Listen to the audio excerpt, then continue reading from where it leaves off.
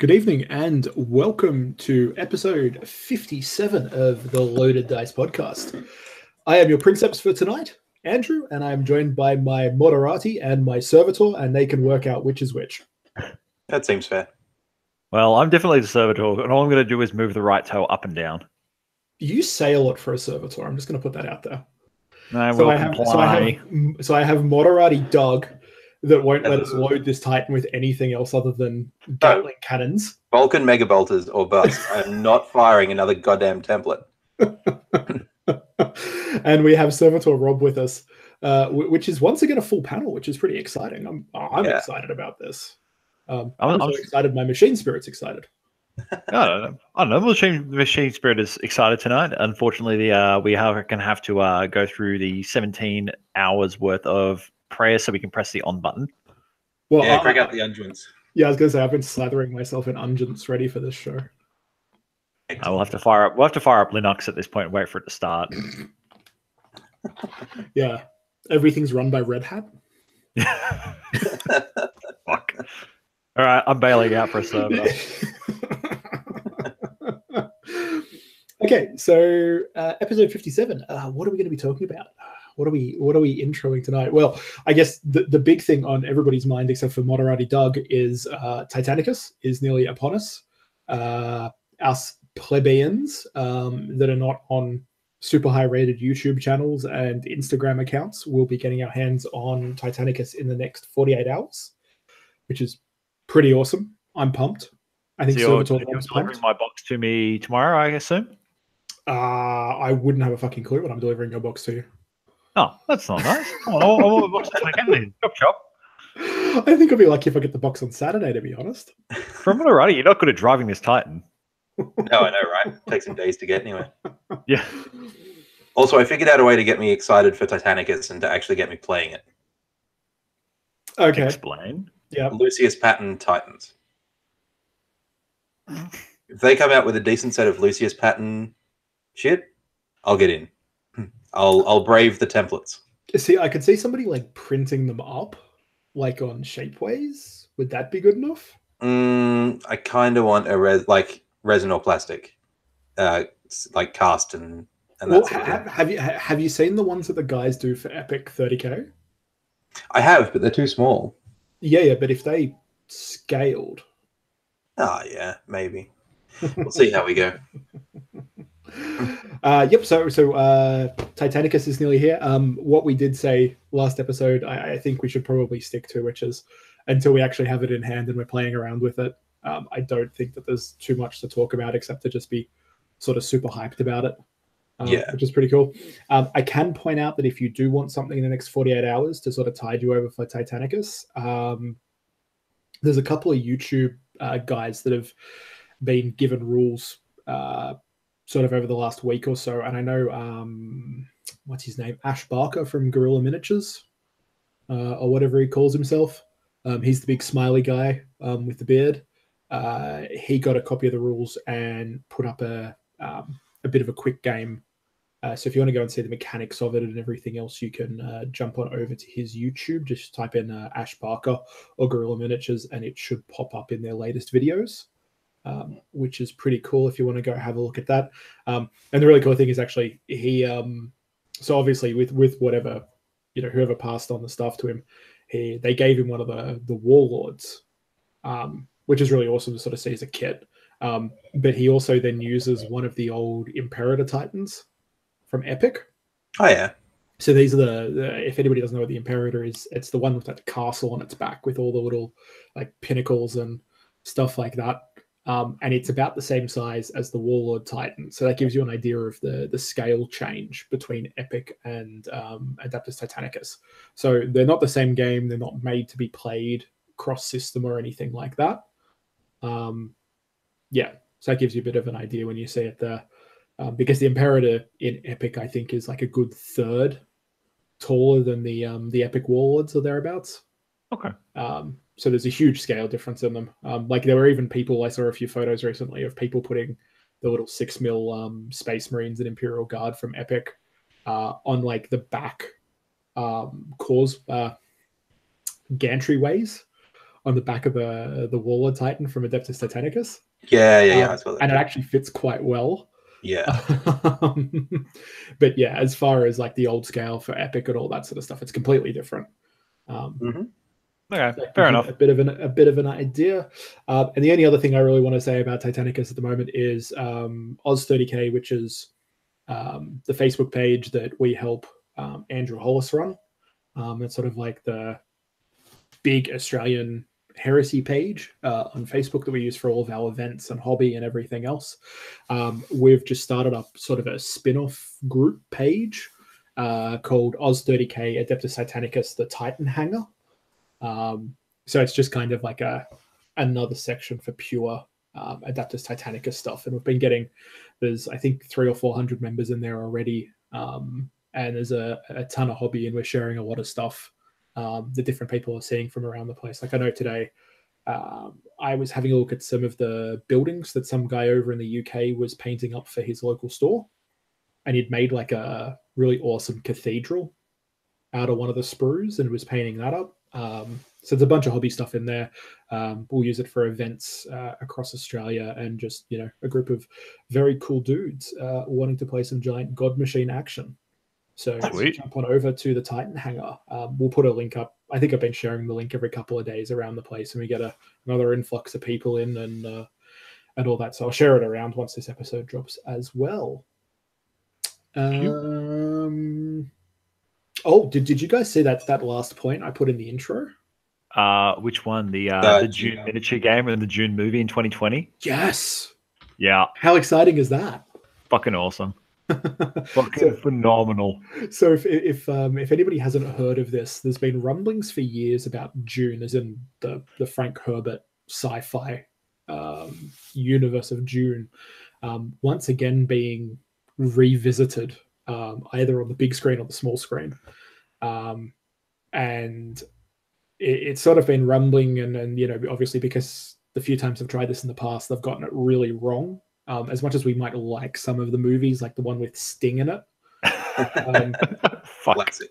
You know, there's nothing better than Sting, and Patrick Stewart, obviously. But you know, like there's a lot of people are very hesitant about it. So I think they've been, I can't remember what the guy's name is, and it's just because I've been a bit under the weather recently. But the guy that's going to be directing it, I think, has been talking to different studios and whatnot. So apparently 2020 is when we're supposed to be seeing that on the big screen. I don't know much else about the movie. I'll find out a bit more and update when I know, you know, whatever else is going on out there. I don't know how much. It's Denis Villeneuve, the guy who did Arrival and Blade Runner 2049. That's it. I wanted to say he was like French or Brazilian or something like that. Yeah, it looks like he wants to do at least 2, which seems like fun. And I don't think they're supposed to be. I don't think they're supposed to be mashups. I think it's supposed to actually be June, as in that's the book. Like, that's the original June, which we fucking awesome at that point. Yeah. It's not like we're going to get 10 minutes of June, 15 minutes of Chapter House, and you know, so on and so forth till we have Paul. Is it Paul that ends up as the giant Emperor Slug? Oh, it's the God Emperor one. I think is it Paul? Yeah. So, but the other really cool thing that's come out of that is they're starting to license things. And one thing I heard today is that they're licensing board games and tabletop games via Gale Force 9. Yeah, right. That do a bunch of miniatures games. They also do a bunch of scenics and whatnot. I know absolutely nothing more than that. I'm sure Doug can Google it and probably tell me more than I know. Google's not given me much. Yeah. We also got it wrong, Andrew. It's Leto II that gets turned into the God Emperor June worm. Oh, well, there you go. There we go. Really? Thank you, Wikipedia. Yeah. Oh, it's Leto Jr. Yeah, okay. Yeah. I think it's been like 18 years, maybe. Oh, since fuck. I read those books. There's a point since I think I've read the original. Sorry, I've got the original June book on audio somewhere. But yeah, it's been a long time since I've read the other ones. Yeah, I'm going to say something that's basically going to be like heresy to a lot of people that love June. As much as I love the original book, and don't get me wrong, I think the original is incredible. The sequels to it a lot of them were actually just trash. Yeah, I get that. I was a bit that way too. I love the idea. Like the universe is fantastic, but a lot of the story that went with it wasn't particularly good story. And actually, the more recent Dune books that were written by his son and Kevin J. Anderson of Star Wars fame are so much better than the sequels to Dune.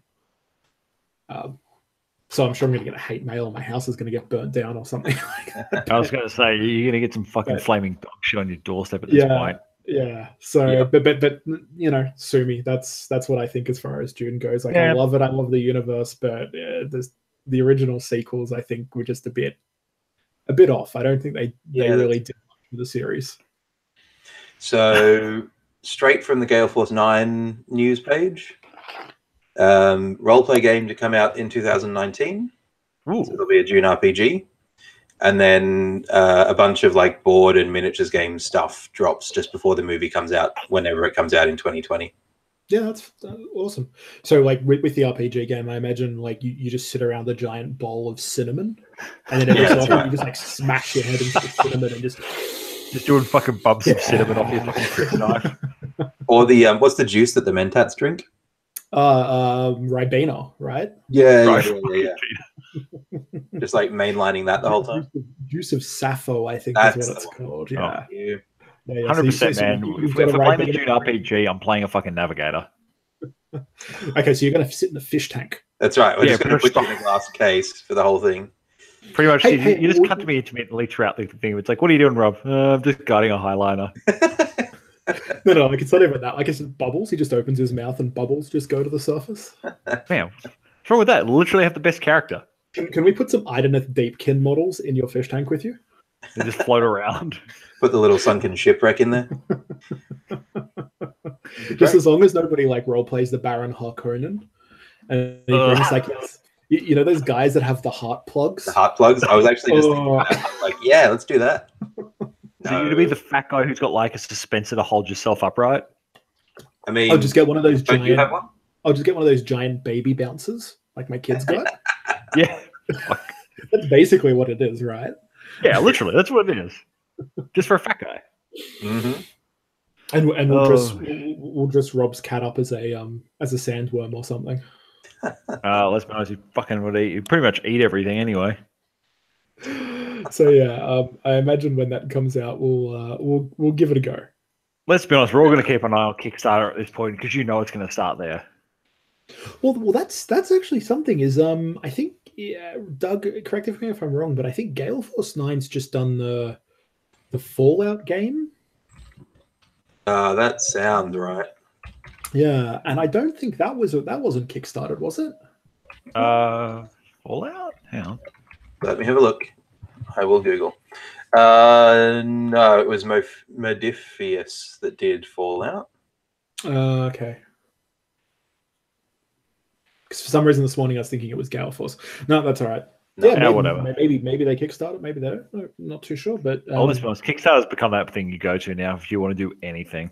Well, yeah, like you can imagine it if you do that, you're going to get like 10 free sandworms and basically a guild eyeliner for free, right? Yeah, pretty much. Literally just a giant cigar tube.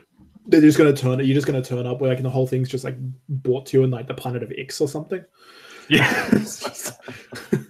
Here you go. It just opens up and you have like the ship. That was one of the coolest things was they built shit underground and then they just like folded space out of the planet.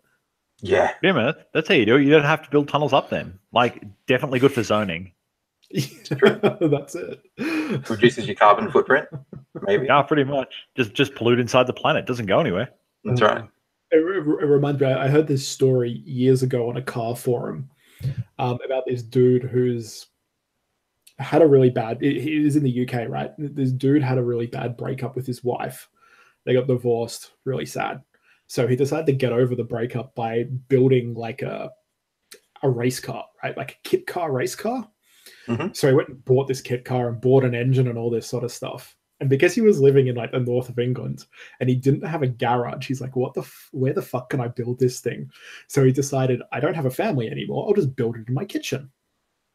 Oh, I Dude think I built this- vaguely saw this. Yeah, Yeah. dude built this bonkers ass race car in his kitchen over about a 3-year period, right? Gets it finished, and then the one thing they haven't thought about is how they get the built race car out of the kitchen. Dude cut the side of his fucking house and drove the race car out of his kitchen. Yeah, man. When you've got no fear, man, nothing holds you back. And did he drive off into the British sunset as he was doing this? Yeah, probably. And considering it was British engineered, it only made it halfway down the block before it shut itself. So, actually, I have a distinct feeling that there is an old Top Gear episode where they interview the guy about it. Oh, really? I think if you go back, you'll find it on Top Gear. There you go. Anyway, so that's the intro. The only other thing that we will mention before moving on into what we've been up to is our next and final Stygian Abyss event is on at the Gamescube on the 25th of August. So if anybody wants to play some big 4K games of 30K, get on down to the Gamescube on the 25th. And definitely jump online and let us know that you're coming along, because we've got all sorts of cool narrative missions already worked out for it. So we're sort of slotting people into missions and all sorts of stuff to hopefully have a really cool finale to the Stygian Abyss campaign we've been running for the last 8 months or so. Sweet. Yeah. Yep. So, Doug, what have you been up to in the hobby, mate? Kick it off for us. What have I been up to in the hobby? I tore apart my Knight Valiant. That's hobby progress, right? Did you literally just hit it with a hammer and just like pick up the pieces? No, I kind of snapped it at the knees, and in the process took off all the armor plating up and down the legs, because I'd only kind of super glued them on after I'd painted them. So I've busted it because I've ordered and it hasn't come in yet. But you know, better to be prepared. The Tarot Model Maker leg extenders. Oh yeah. For my Knight Valiant. So that'll just give it a bit of extra height, so that when inevitably the Knight Preceptor comes out and I impulse buy one of them, the Valiant will still stand a bit taller and look a bit cooler. Yeah, like that was one of the things that when you put it against the other Knights, it just looks a bit nuggety. Yeah, and I kind of get the idea that it's the same core chassis that's been, you know, expanded and kind of rigged for more gun, but I do like the idea that it's a bit taller too. Yeah, and Taro's doing some awesome stuff. He's also got the he's got a hip extender, like a waist extension as well at the moment, doesn't he? I think that's someone else. That might be one of the 3D printer guys. No, I thought he had done one as well. Now have a look. I can't remember. Anyway, no. he's definitely worth checking out because he's got a lot of cool stuff. I also bought a bunch of candles off him. Nice. What? I bought a bunch of resin candles off. Okay. Yeah. Because I still have fever dreams of one day finishing my Chaplain Iron Circle. And they will help with that. Yeah, and he's got some cool stuff like he's got the Imperial Mech War Bell, which is basically like a giant bell, like Skaven screaming bell structure that sits on the top of the Knight and has a whole lot of candles around it. If you've ever seen the giant slab shields that some people do, they're Tarot Model Maker as well. I have one of them. Oh, very nice. Which is quite fun, and one of the combat arm sets as well. Oh, cool. So that's like the giant chain axe arm, right? And the giant battle axe arm you can get for the plastic knights. Yeah. It comes with a few different options. So I used the it looks remarkably like an Iron Circle hammer. So I've used that for my one. Yeah. So that's quite cool. And then there are some cute little Armiger headsets or head pieces as well. So, you know, there's some good stuff. And there's also an alternate Nightbringer sculpt. That he does there, which is kind of cool. It is Star Reaper miniature. Here he is. Yeah. So go and check him out. He's on Etsy, but if you just type in Tarot, as in Taro, Model Maker, into Google, it's the first one that pops up. Yeah. He's got a bunch of cool stuff there, and it's he's had 1,600 sales. Yep. So he's obviously doing something right, and I see a ton of his stuff all over the net. So, and those knee extenders sell out right quick, just quietly. Yeah, Yeah, it's a. Doug, is it just because you're buying them all? No, because I've only got the one Valiant. I was thinking about getting a what's the other one? Conqueror. Yeah, we'll say the Conqueror. That feels wrong. But anyway, the other one, the one with the plasma and the volcano cannon. I was thinking about getting one of them just so that I had both, but I'm not sure yet. I may invest that money elsewhere, like in food or home improvement or something. What do you mean? You can't sleep on a bed full of resin? Like I could. It'd just like kill me eventually, right? Yeah, probably. I don't know. Like sleeping on a... Maybe I could fill a beanbag with all the resin dust from all the stuff I sand down. And then every time you sit on it and like all the dust just expels out of like the thing and you just breathe it in. Yeah, that's right. It'd be great. So I've been doing that. I've been killing my Knight Valiant, but that's okay. It's all for a good cause. I finished my 3rd Armiger Helverin, which is nice. So that gives me a full set of 3 Helverins and 3 Warglaves. Yeah, I saw your very cool photos of. Is it a maniple? It's not a maniple. It's a banner. I think that's what they're now. Is it a banner? I tend to call it a lance, like a knight lance. Yeah. I think Adeptus Titanicus has now said that groups of knights are banners or something. Whatever. It's a bunch of armigers. They don't count. It's a murder of armigers or something. A murder. I like that. But 3 Armiger Helverins, right? It's basically murder. That should be able to take out a warlord, right? I mean, pretty much. I'd run 3 Helverins against just about anything else of equal power. Yes, well, yes, they're not bad. They're quite good. Get Helverins, guys. They're great. What else have I been working on? I have been working on that 1,000 Suns commission, which has been good. I got another block of Zangors done for that this week, so that was great. You'll have to post some more pics of those because I was loving the mini Magnus Zangors that you're painting. The red. Yeah. So I've got 20 of them done now, and a full squad of 10 rubric Marines, which was exciting. I was going to say, we're still painting them in blocks of 3 between 20 Zangors.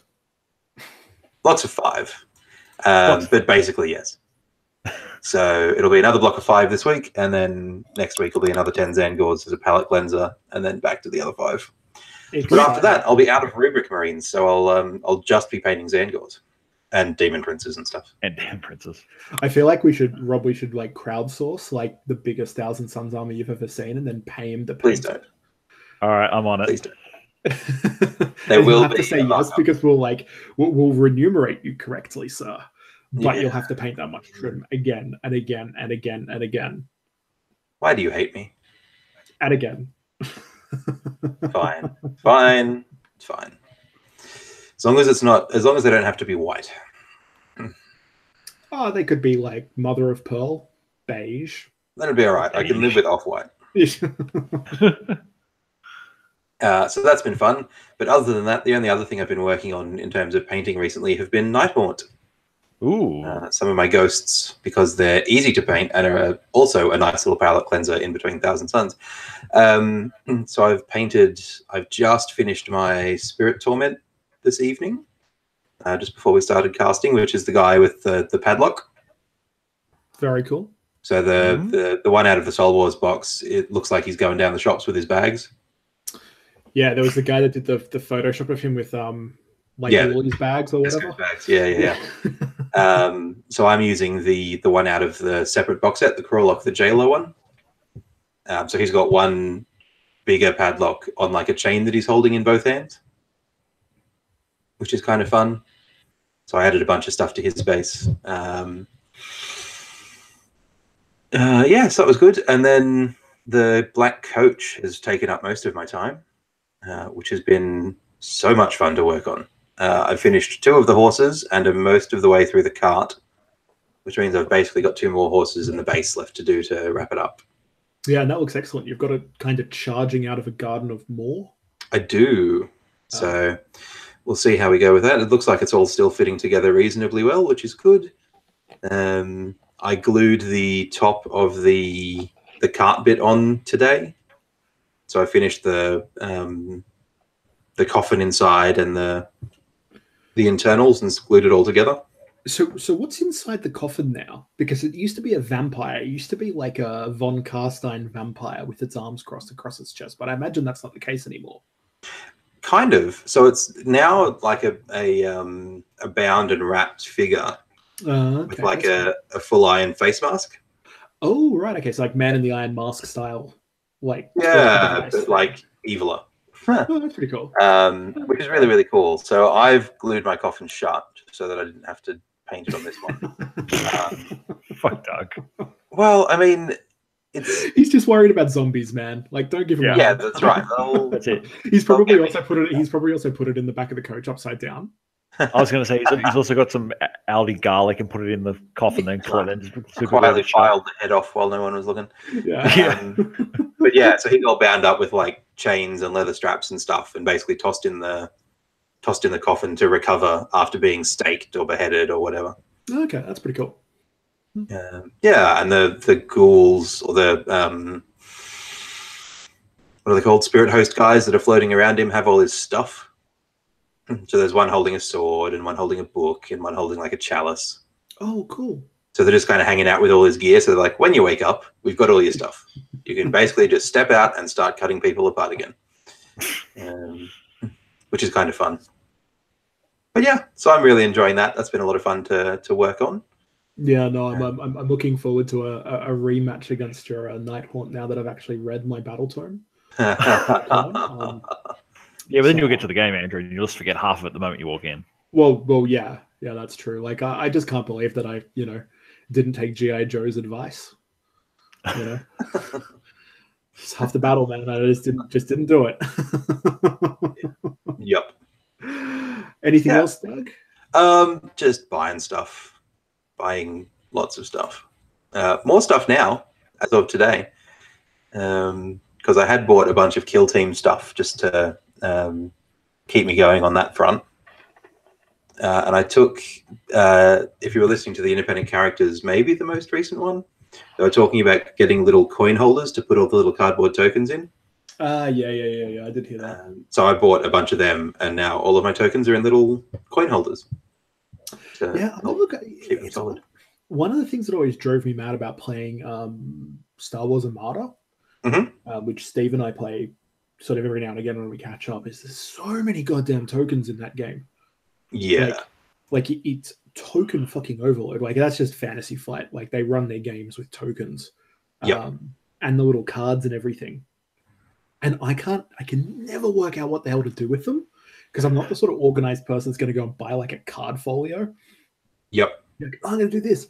So what I end up doing is like just getting like a box and just dumping everything in the box and then just shaking it a bit. And I'm like, okay, deal with that next time. There you go. Sorted. Yeah. It's about right for dealing most of that. You just need to go like one of those fishing tackle boxes and just throw everything in there. Yeah, that's basically with the fishing tackle and the fish.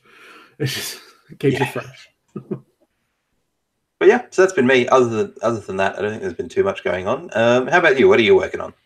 Not a heap. I've been deathly ill for the last couple of days, actually, but I'm still not sort of 100%. Fun fact: you can actually bruise your chest muscles from vomiting too much. Enjoy that as a mental image, guys. So I've actually been. Yeah, I don't think I've done anything since last Saturday. So it's now Thursday night. I haven't done anything since sort of Saturday, as far as real hobby goes. But I've been pushing on with the Renegade Ogryn squad for my Ferozokins. And I've found myself while painting them, and because I'm sort of painting them in very stop-start, 15 minutes here, 20 minutes there sort of thing. I think there is a point when miniatures end up with too much detail on them. Yeah. Where there is so much detail that the detail's no longer adding anything to the miniature. It's just making it really confusing to paint. Yeah. So I actually have to remember to pick out every little belt buckle and every little nail and every little skin. On them Ogrins. Yeah. Like, they are so scarred and messed up, and they have like these giant like stim injectors, and it's awesome, right? Don't get me wrong. But I ended up washing the skin, like just running like a Reichland flesh wash over the skin. for the simple reason that I needed to work out what was what. Like, and then I'm looking at it, and all of a sudden there's like 3 more chaos symbols that have popped up on this guy's left arse cheek, and I'm like, the fuck did those come from? Also, if anybody hears weird snuffling and whatnot, it's not me. My wife's just released the hounds into the recording studio with me. Your monstrosities. So if you hear me, when I was talking to Ben about him painting his Galval back, and he's like, he got to the point where every time he'd do like another highlight or something, he'd fight another face on their armor, and then he was just like, nah, just fuck it, whatever, just ignore it. Yeah, like it's. I can't believe I'm complaining that the models are too detailed, but they're too detailed. Like, if it's my commander or something like that, yeah, sure, but not when I've got 10 of these dudes in a unit, and I really need 3 units to 10 dudes. Yeah. Yep. To kind of do what I'm I not going to spend the next 6 months just doing these dickheads. Yeah, so that's been kind of cool. And other than that, I've just been putting some stuff aside for a kill team that I've been sort of working up in my mind, which I'll talk about a bit later on. But yeah, other than that, not really that much hobby. Rob, how about yourself? Well, man, actually, going on a complete tangent here, looking at Renegade Ogrins on fucking Instagram. The Super Mutant one with the Rebar Club is fucking awesome. For me, man, very similar to you. Unfortunately, I've been managed to avoid the whole I'm being sick thing, except the fact that A, I have uni, and B, I have work, and I have a go life next week, so I've got to do a lot of back-end programming.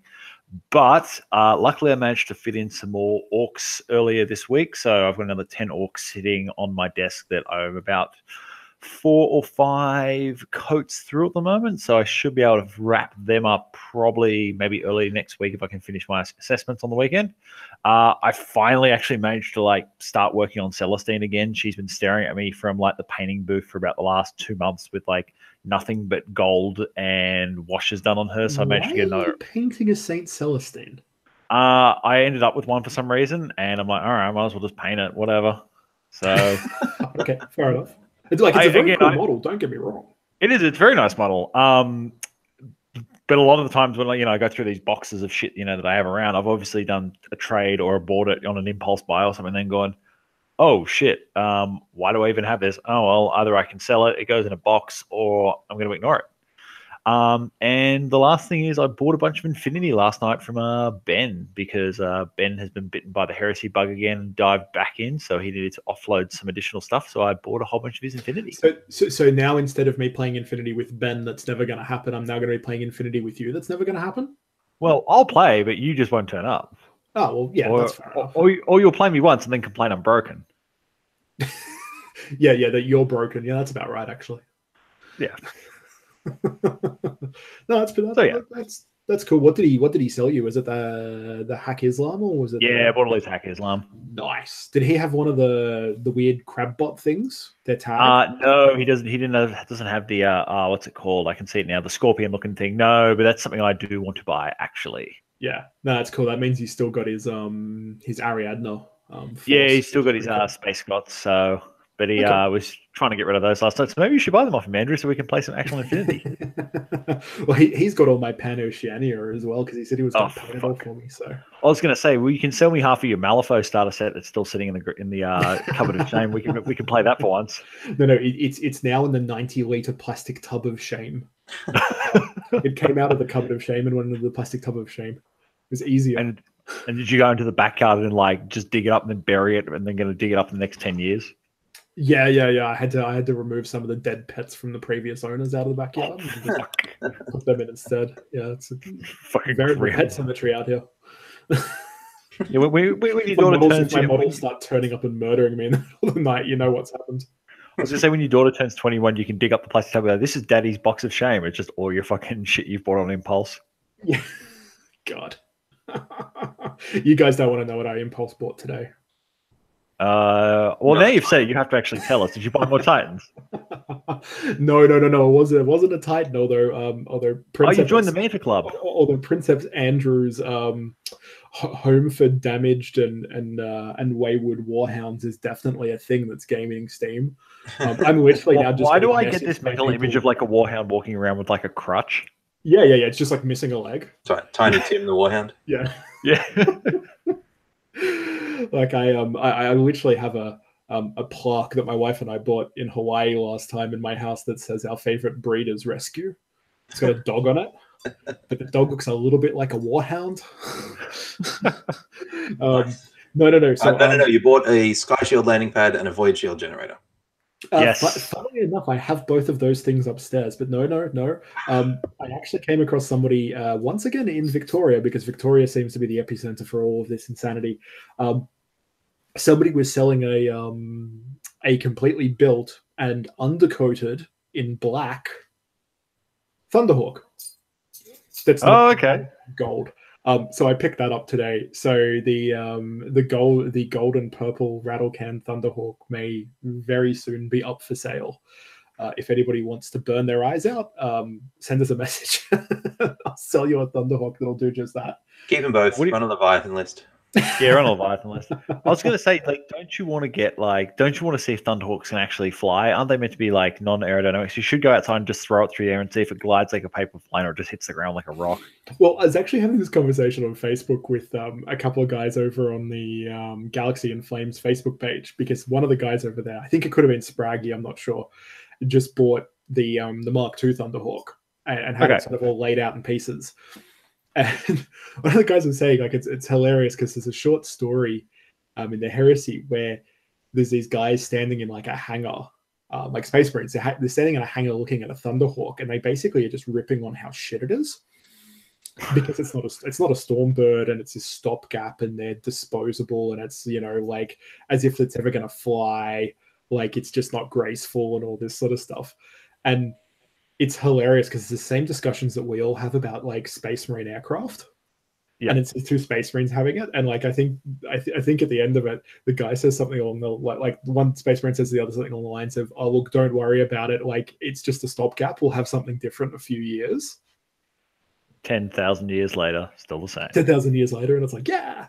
Isn't that really early on in the Heresy book series? I swear I read that, like, I vaguely remember it being like Loken and Torgadon that have that conversation or something.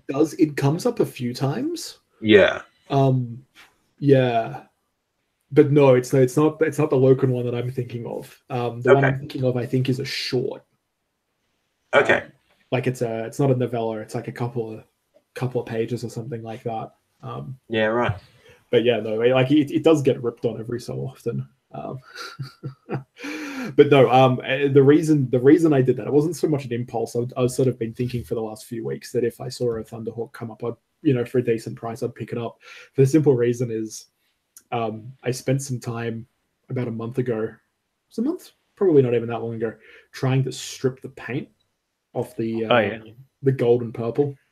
Was that your day when you were asking was like, you know, was sulfuric acid a good idea? No, that was for my eyes after looking at the fucking thing. Oh, okay. No. So Ben had given me some AK interactive paint stripper a while ago. And this stuff is supposed to be like the duck's nuts, right? The bee's knees, the duck's nuts, gets through everything, is like full on formulated. Didn't do shit. Literally didn't do shit. So, okay, let's try isopropanol.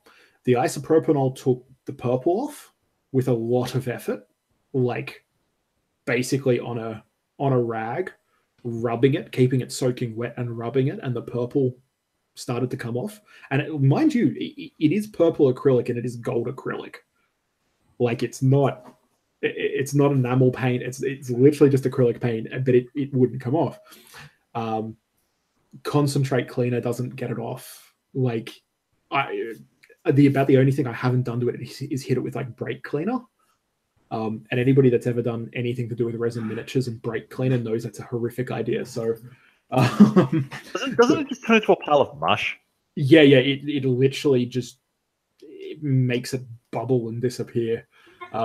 So you'd have to be super, like, you can use it, but you'd have to be super careful about the moment you got the paint off it, and it will strip the paint off it. You have to be able to wash it. Yep. And it's just on such a large model, it's just not viable. Like like honestly, I'm better off just like hitting it again with like black spray paint and starting again. Listen, you know what you still haven't tried, Andrew? What? Sandblasting. Actually, Cameron was saying to me, he works in, like, I think he was saying like sheet metal manufacturing or something like that, and he said if I give it to him, he can give it to the fuck, what do they call it, the where you put like a paint in, like a color into metal. Oh, yeah. Okay. Yeah, they've got like giant acid baths that they clean all the metal in before they hit it, and he's like, give it to me, I'll chuck it in the acid bath. Yep. I'm like, yeah, maybe not. Maybe not. So yeah, I still haven't quite decided whether I'm going to try and on-sell the other Thunderhawk and get something for it, or just spray over the top of it. It'll be fine. Yeah, just spray over the top of it and be fine. Not care too much and just use it as a terrain piece to sit on the landing pad or whatever. Yeah, we could hit with like an oxacetylene torch and like melt it and then turn it into like, piece of one of those Realm of Battle boards. Yeah, we just fill it with like the fill it with firecrackers and blow it up or something. I don't know. Yeah, man, I'll get the firecrackers. All right. How many YouTube hits can we get? Yeah. No, don't do that. It's like then you won't be able to run your Leviathan list with the Reaver in the middle. It's like when they blew up the whale with dynamite. Well, that was the other thing, was I was thinking I could get like some chain and I could wrap the Reaver's arms in it, and I can have one bit of chain going to each of the Thunderhawks and have like an Operation Dumbo drop Reaver. Fuck. So like you can totally deep strike a Reaver, right? Yeah, man. Come on, Blood Angels drop Thunderhawk transporter, right?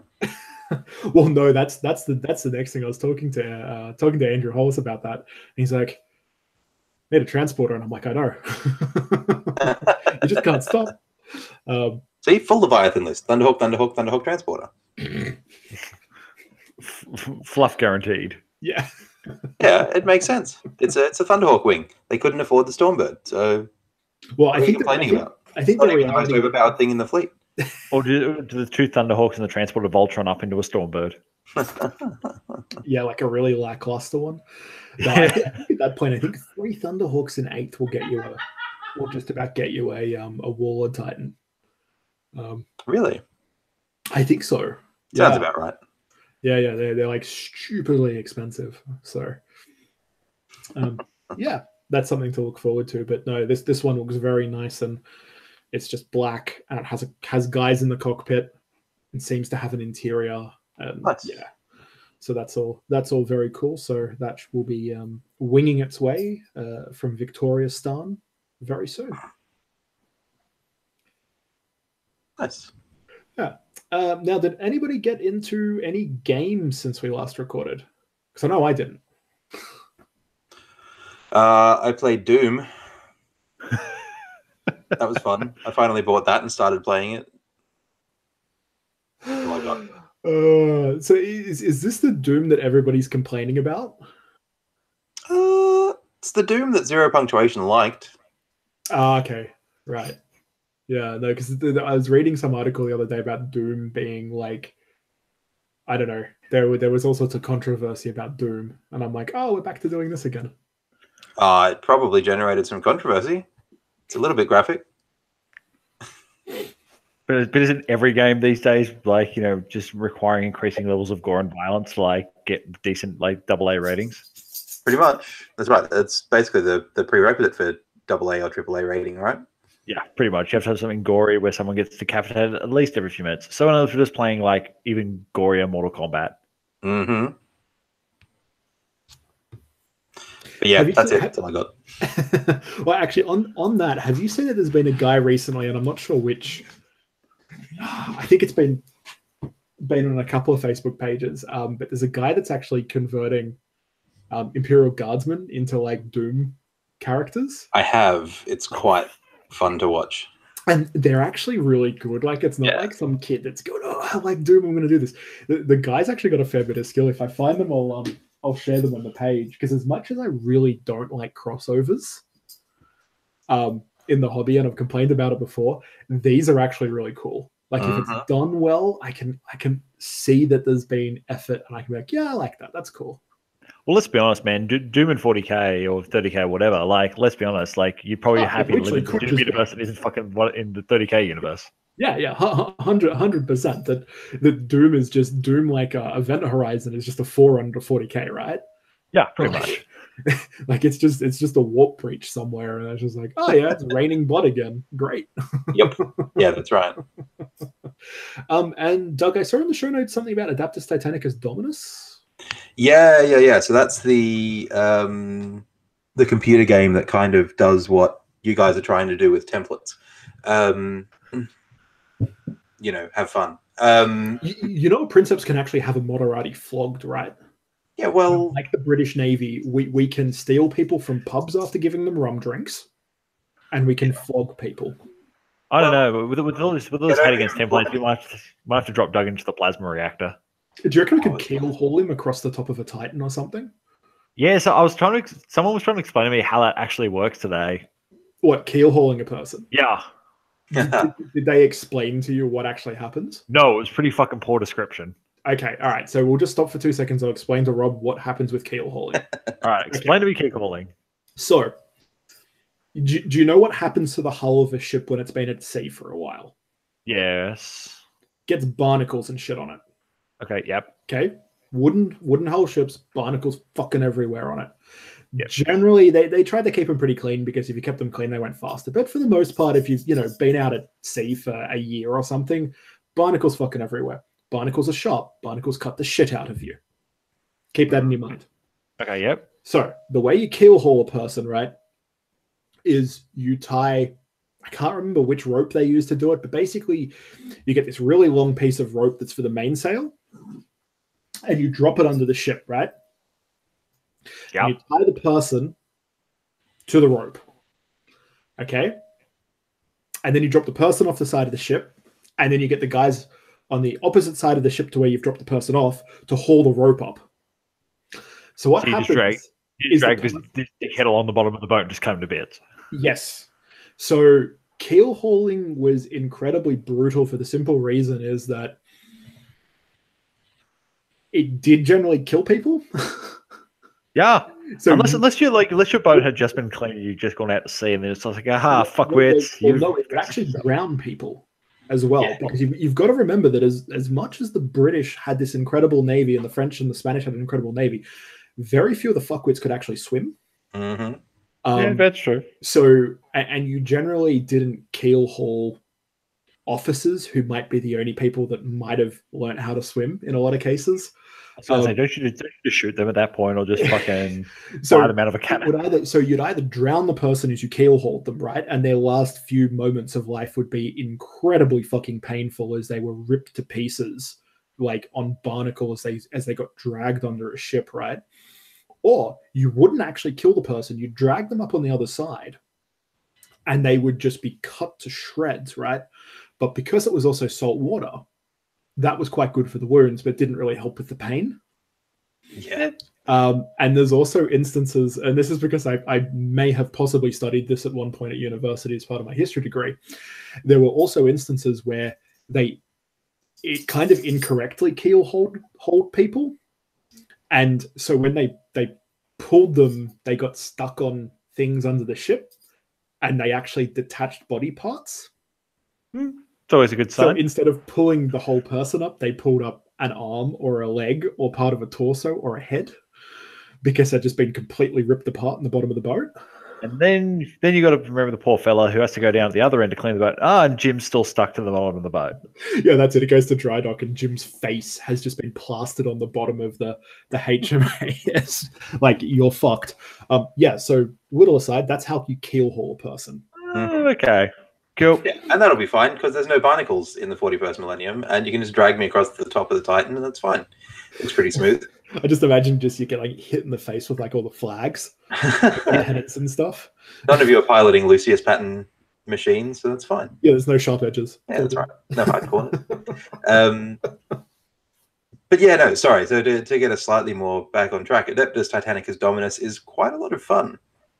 It seems to have adopted most of the rules kind of system from Adeptus Titanicus, the board game, in terms of alternating activations, shooting guns at things, all that sort of stuff, managing your Titan and your deployment and stuff well. But it's got some updates with some extra bits and pieces. I think it's still in early access, but Yeah, they're moving it along, which is good. So I'm enjoying that. Is it hex based? No, it's all just kind of open movement, but turn based. Okay. The hex based one that you're thinking of is Gladius. Ah, right. Okay. Yep. Which is also quite a lot of fun. Which is very much Civilization. Yeah, that was like a Stellaris clone, or not a clone, but kind of the same guys, or that sort of thing. Am I right in saying that? Like it's similar to somewhere you'd probably say it's similar to Civ or something like that, but it's different again. Closer to Civ, except with no diplomacy, because there is no diplomacy in the 41st millennium. Fuck no. God, well, actually, can you if you can play as a Tau, there's diplomacy, right? No, it's Guard, Marines, Orcs, and Necrons. Crons, yes. Yeah, okay. With enslavers and Catachan devils and crude hounds as kind of roving. Oh, that's very cool. Yeah. So are either of those mobile games, or are they all like you need a decent computer to run them? They're all. I've got them all on Steam. I was going to say, I feel like Gladius you could run on a mobile, but you certainly don't need a high-end computer to run Gladius. No, nothing special. I bought mine off goodolgames.com, and it came with Rides of War for free. Okay. Which is also a great 40k hex-based, turn-based game. If that floats your boat, I thoroughly recommend it. Oldie but a goodie. See, like in all honesty, and talking about like their licensed computer games, because there's absolutely tons of them. Like I think it was like the Samsung store or something. I was having a look at mobile games and stuff. I just typed in Warhammer, and there was tons and tons of games I'd never ever heard of. But the last one I played, and my gaming that isn't Fallout 4 is basically contained to a mobile phone as I'm sitting on a train or something, was Warhammer Quest. Yeah, how good is Warhammer Quest? That was actually really cool. If you haven't played that and you don't mind kind of like a, how would you describe it? Like a turn-based dungeon crawler? Like, is there basically a better term than that for it these days? I don't know. But it's like, it's just very, very cool. You have a party of guys and there's like some interaction with like items and stuff. And you go and you whack gobos in fucking dungeons. It's fantastic. What's wrong with that, man? And I think it was free. At least when I got it, I think it was free. It might be like $99. And then you can buy other stuff. $15 now. Oh, really? Yeah. Ooh. Wow. Well, you know what? Like even that, I'd pay that. Yeah. Well, I got quite a few hours of fun out of it. Well, I mean, I bought the Ogre expansion. Oh, okay. So my party was an ogre, a berserker dude, a wizard, and like an elf or something, which was quite fun because the ogre was an excellent tank, as you would imagine.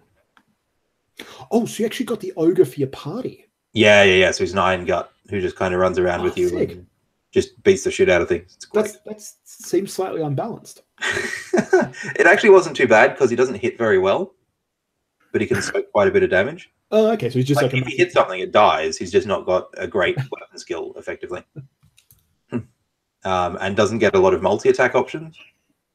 So if he gets mobbed, he's kind of in trouble. Yeah. He's a good boss killer. I might have to go back and give that game another go. Yeah, I got it before I swapped phones, and now that I've swapped phones, all of my progress has been lost. Okay. I'm a little hesitant to get back in, but I'm sure I will one day. Yeah. One day. Oh, that sounds pretty good. So Dominus, tick for Dominus. We like Dominus. Gladius, we're liking. Yes. Yeah, I don't feel like I've played enough of it to have a really solid opinion on it yet, but I've enjoyed what I've played. Okay, fair enough. And obviously Doom. Yeah, and Doom I'm quite enjoying. And Fallout 4. Yeah, sorry. Tick for Fallout 4. New Vegas. Sorry. New Vegas. Fallout 3, man. Come on. Yeah, okay. We'll settle on that. Yeah, good. Awesome. Great. That's all I got. Anyone else play anything? No, fuck no. By the way, if anybody doesn't think we're using show notes tonight, we are still using show notes. There's just not that much in them. Yeah. Well, I did write Doom in the show notes, so we knew it was coming. Okay, so new stuff. There has actually been some pretty cool new stuff that's dropped over the last week? Less than a week, probably the last 4 days. A couple of days, yeah. We've seen all sorts of insanity. Obviously, Titanicus, great, fantastic. Next 48 hours, look out for almost an entire Titanicus episode in 2 weeks' time, I would imagine. But we've seen Games Workshop ripping off Audi commercials. Yeah, that was fantastic. Which is actually one of the best things I have seen from like Warhammer community. Like, I love their production stuff, but that was so cool. Yep. So obviously, if you haven't seen this, it's Speed Freaks is the box.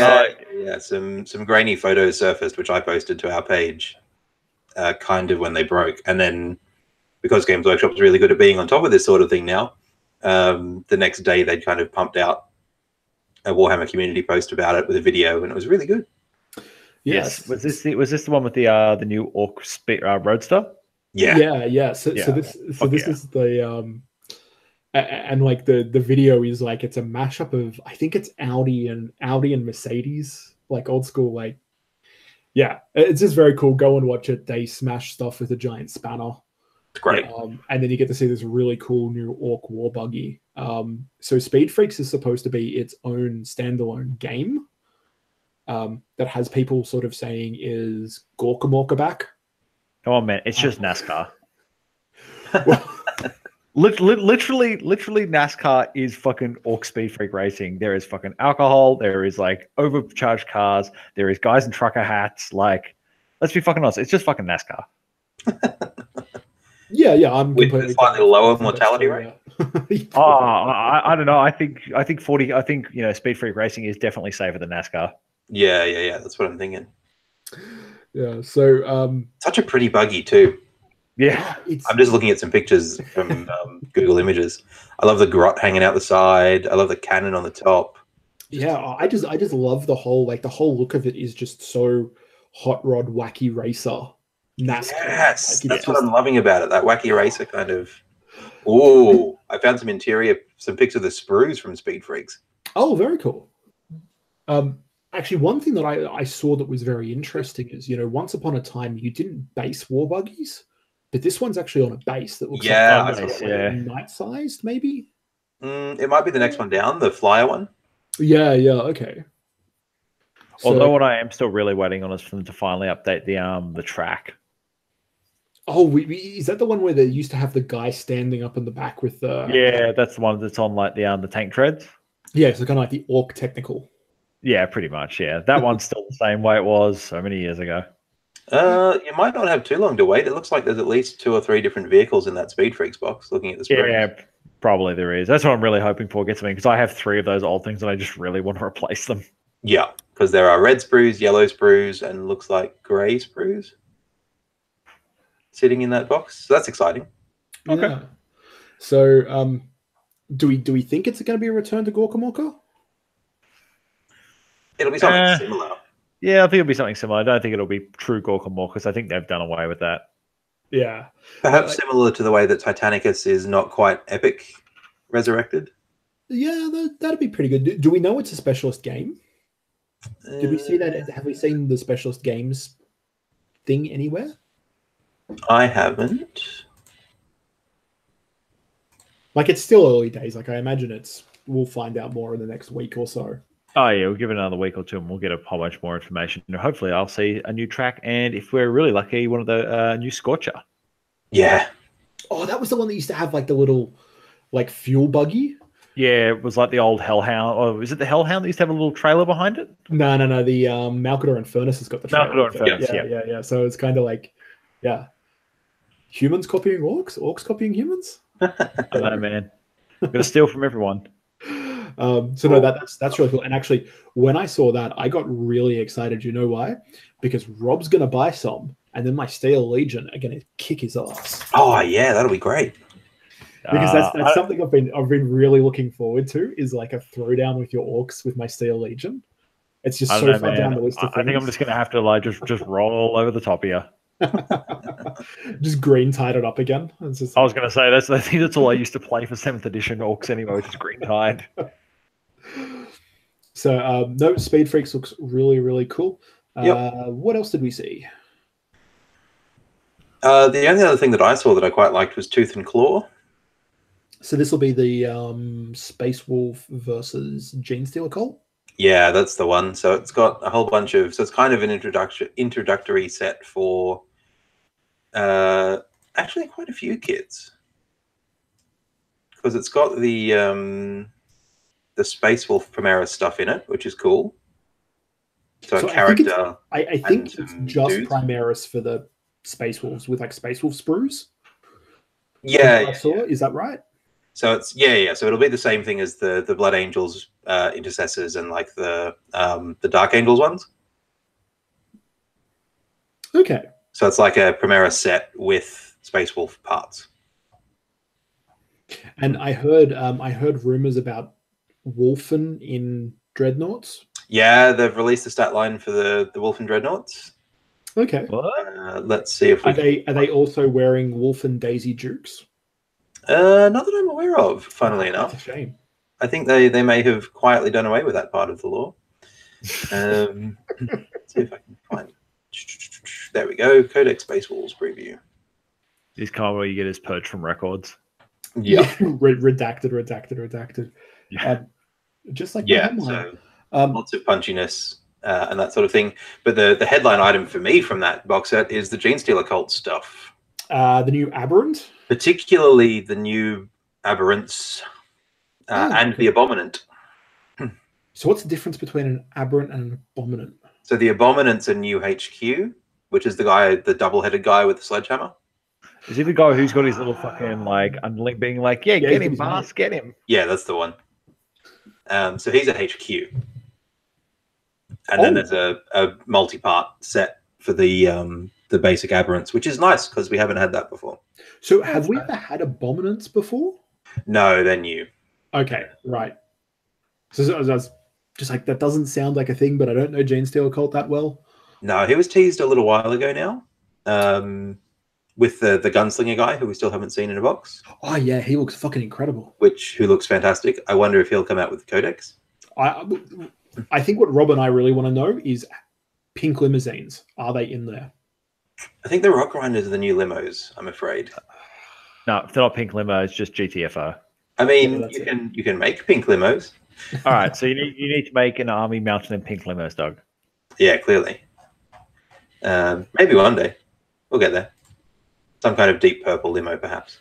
But yeah, multi-part Aberrants, really excited about, particularly the fellow with the stop sign. He's my favorite. He should be friends with my my Renegade Ogren. Yeah, with the Reaver. Yep. No. So I've already lined up to pick up the Stealer Cult after that set. Oh, sick. Okay, so you're going to be adding more to your Stealer Cult. I'm mostly getting it for the Aberrants, but you know, more cultists are always nice, and it's not like it's that much outside of the Aberrants. It's like another set of it's just a squad, isn't it? Yeah, it's another squad of first and second gen hybrids. So the GW price for that is £90 sterling. Okay, so we'd expect it around what, 100 and I can't keep up with their pricing anymore. Probably around 220-ish in Australia. You reckon it'll break 200? Okay. I reckon it will, just because it's kind of... Are the Primaris stuff easy to build? No, they're full kits. Right, okay, yeah. Well, then, yeah. So I've seen... so I was chatting to the guy who I'm splitting it with, and he's quite keen to see Redemptors come out quite cheap as a result of this box. Like, people flogging him. Yeah. Secondhand, quite cheap. Yep. Oh, that's what else you get. A bunch of Gene Stealers. Do I need more Gene Stealers? I probably don't.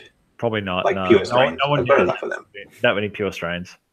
That's all right, though. There's always an Imperial Guard player who needs some melee punch who could use the blessings of the Four-Armed Emperor. I'll add him into my Steel Legion, mate. Yeah, for sure. Every time someone on a Guard page asks, "Hey, what's the best melee unit that Guard have?" I'm like, pure strain Gene Stealers. Gene Stealers. Like, how is this even a question? No. The answer to that question is actually Shadow Sword. With crush them going on. Yeah. With crushing treads.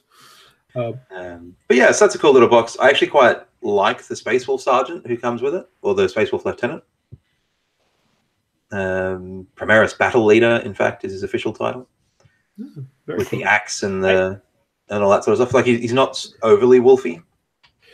Yeah, that was something I noticed, which I'm quite a fan of. If anybody wants to go back through our back catalog and find the last Space Wolf Codex that dropped. Yeah. Did we just shit on that for like an hour and a half? It was like 3 hours. Okay, cool. but Primaris gives them the opportunity to dial it back. Yeah. Because they are a cleaner, like more modern aesthetic as opposed to like the just covered in fetishes and purity seals kind of look that most Space Marines have got going. And they're like, don't get me wrong, like I don't have a problem when it's like Black Templar that are like that. And they've got like, tabards and chains and stuff, but the wolf stuff was just a bit insane. Like looking at the photos from like the from the box, like you're right, like the battle leader or whatever they call him, yeah, fine. He's got something on his gauntlet, he's got a belt on, and he's got some wolf stuff. But that's kind of about it. And the other guys have really nothing on them except for like one like little like pendant or something, and that's kind of it. Yeah, exactly. Yeah, which is nice. It's a nice change. Well, let's be honest. I think I have a whole like Space Wolf like pretty much bits box in here somewhere, so I can just dump a whole bunch of wolf pelts on these guys. Oh yeah. I found the Ziploc bag the other day, like at my place, that had like 50 billion like Space Wolf parts in it. Yeah, I've got 2 sprues worth of wolf stuff, and I don't know why. Yeah, it's weird. I don't have any idea why I would have that, but it has like wrestling belts. And, like, wolf tails everywhere. Mm-hmm. Which is it's just strange. The other Space Wolf bit, by the looks of things, in that Intercessor squad, is that's the arm with the chainsword. That's not standard, so that'll be, I'd imagine, the one of the options for the Sarge, which you can give to anyone because it's basically just a close combat weapon. Yeah. Maybe you could give any wolf a chainsword. That would be interesting. A whole squad of intercessors with chainswords. Well, they used to have True Grit that then just became bolters and chainswords, right? And they've carried that in the 30k. Yeah. So I wouldn't be surprised to see something like that because they were always big on counterattack, I think it was. Yep. Yeah, it was counterattack. Yeah, they've still got that. So their chapter trait is +1 to hit in a turn in which they charge, are charged, or make a heroic intervention. Yeah, cool. Okay. Well, that works quite well for them. So that's Tooth and Claw, and that's up for pre-order this weekend, I think. Is it? It's up for pre-order soon, definitely. Yeah, I think it's up for pre-order this week, and then it's out next week or whatever it is. So, and then that coincides with obviously the Space Wolf Codex dropping as well. Yep. Which is pretty cool. Nice. So, is that all the new stuff? All the new stuff we actually care about. Fair enough. Yeah. Yep. Yeah. Very nice. Well, I guess in that case, we'll get on to the main segment of tonight's show, which is all about keel hauling and eating spice. Sweet. No, we've done that. Expands consciousness. It's not doing shit for my consciousness right now. Hey, I was going to put my face in a bowl of cinnamon, and I'll be back in a second. Kill Team. Kill Team. Yeah. As hyped as we are about Kill Team, I don't think any of us actually managed to play any Kill Team. Fuck no, we're just going to talk about it over us. Like we know everyone I was going to play Kill Team with was apparently sick or busy this week, so whatever. Yeah. You just single-handedly decimated the chances of anybody playing Kill Team anywhere. Thanks, Doug. So I was fine. You guys were all sick or busy. Get your shit together. Look, as fast playing as Kill Team seems to be, I don't think it was going to work in between like heaving. So, that's fine. So what we wrote these show notes a little while ago. Now, do we want to go through like everything, or do we want to just concentrate on like what we have done for Kill Team, which is actually building our own Kill Teams and like coming up with fluff? Yeah, that seems to make sense. Yeah, it makes sense. Okay, all right. So if you haven't got stuck in the Kill Team, we'll give you the basic premise of it. Small number of models. I think in matched play, they say it's 3 to 12 models or 3 to 20 models in a Kill Team. Yeah, max 20. It is for 2 to 4 players, so you can actually have multiplayer Kill Team. It is based off 8th edition, but it is not 8th edition. It has alternating activation, so a you go, I go kind of mechanic in there. Yep. And there is differences with things like modifiers, the way things work in turns, the way you fire weapons. To give you an idea, weapons have a short range and a long range, and there's modifiers, so you're -1 shooting at long range. The other big thing about Kill Team is that it's played on a much smaller surface. It's 22 inches by 30 inches. Mm-hmm. And the surface that you play on is generally packed with terrain, like really packed with terrain, like densely packed. So that's kind of Kill Team in a nutshell. The other really awesome thing about it is you pick your army. So Imperial Guard, Orcs, Eldar, Chaos Space Marines, Gene Steel Cult, whatever it is. The only factions that I don't think you can play so far are Custodes, Imperial Knights. Although Armigers, right? Just drop an Armiger in. I was just going to say a few sneaky Hellfriends. And I think Sisters of Battle and Inquisition have been left out. Yes. And somebody actually asked Games Workshop about it, and they said it's really only been set up for plastic kits. So until we see plastic kits, those armies aren't going to get Kill Team rules, which is kind of fair enough. I say, so you pick your army, and then you're given a selection of guys that you can add to your Kill Team. So for Imperial Guard, you can use normal guardsmen, and you can use scions. Yep, fair. For Chaos Space Marines, you can use cultists and Chaos Space Marines. Mm-hmm. For Space Marines, I think you can use Tactical Marines, Reavers, Primaris Space Marines, and Scouts. You don't get a full selection. Like, look, I've got the Orcs up here now. So you get boys, grots, commandos, burners, and looters, and literally that's it. Like, you don't get a war boss, or you don't get a chapter master or something like that. It's a small squad of guys with like one sort of like intermittent, medium level officer sort of leading them, and that's kind of it with these guys here. Yeah. And look, I think as much as, and there's been a lot of people complaining, I use Chaos Space Marines, we get cultists and just Space Marines. Like, that's bullshit. Space Marines get all this. But I think the reality is that it's going to expand. It is not just a one-off flash in the pan game. Games Workshop has said, no, this is a new system. We are going to support it. We are going to support it in tournament play. We're going to support it in narrative play. And we're going to be releasing a lot of stuff for this, and it's got a long lifespan. So they're going to add stuff to it. Like, I know a lot of the elder guys are really kind of confused about why Striking Scorpions aren't available when this is kind of like their forte. I think it's one of those things where as things get plastic kits, they're probably going to get added. Yeah, and that's fair enough. Like, again, you don't get every single thing in the first go. Again, there'll probably be some expansion where you can do this, and this, and then something else will come out. You can do this, and this. Like, it's a game you can gradually build on over a period of time versus doing one giant dump and saying, "Well, that's everything. Go nuts." Yeah. Like, one of the other things about it, obviously, is that it's a return to like Warhammer in your lunch break. If anybody remembers that. 40k in 40 minutes. That's it, 40k in 40 minutes, except like Kill Team can be 20-minute games. Like 40 minutes I think is what you're going to be playing the first one or two times you play, and then it's going to get faster. And then depending on the missions that you play, because there's a whole ton of different missions, and there's like sudden death objectives within the missions. So like you could finish a game in 5 or 10 minutes, depending on how things sort of roll out with missions. And I know for some people they're like, "Oh, it sounds shit." It's a different type of gameplay. Like, if you want to play 40k, play 40k. Don't expect to get that fix from Kill Team. Yeah. Kill Team is when you want a shot in the arm for the universe and you want to play something different to 40k. Is how I've sort of seen it.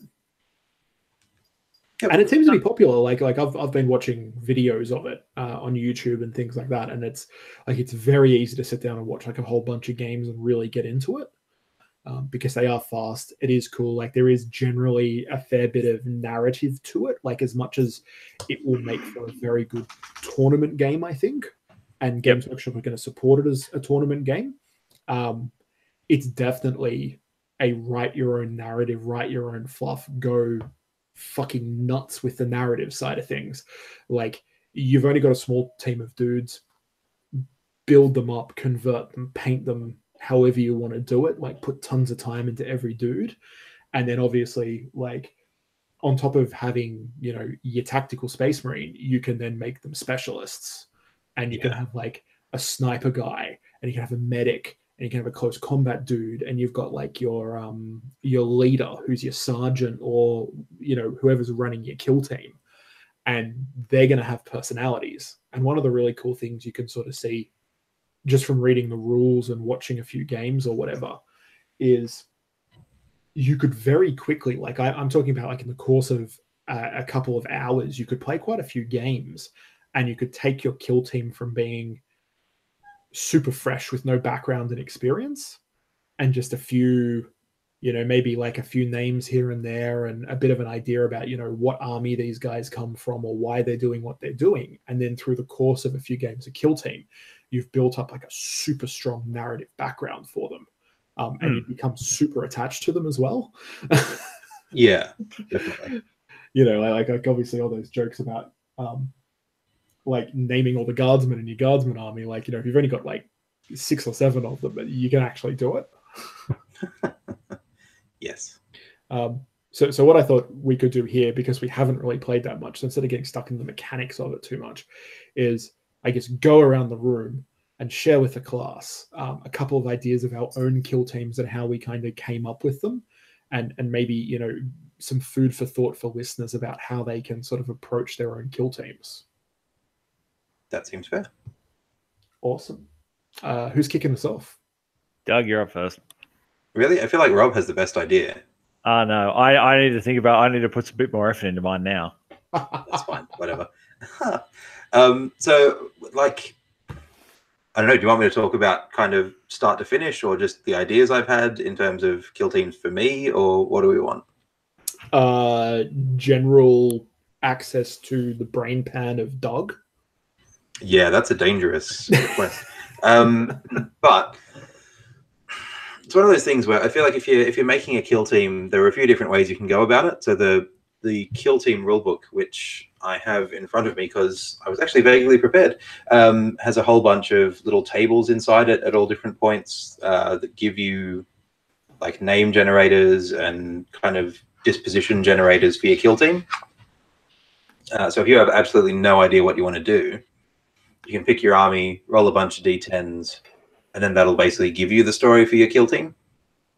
Yeah, I was having a look at some of those, and I thought one of the funny things when you talk about like the name generator is in the Imperial Guard section, because they're the kill teams I've been sort of messing around with over the last sort of week or so. The Catachan names.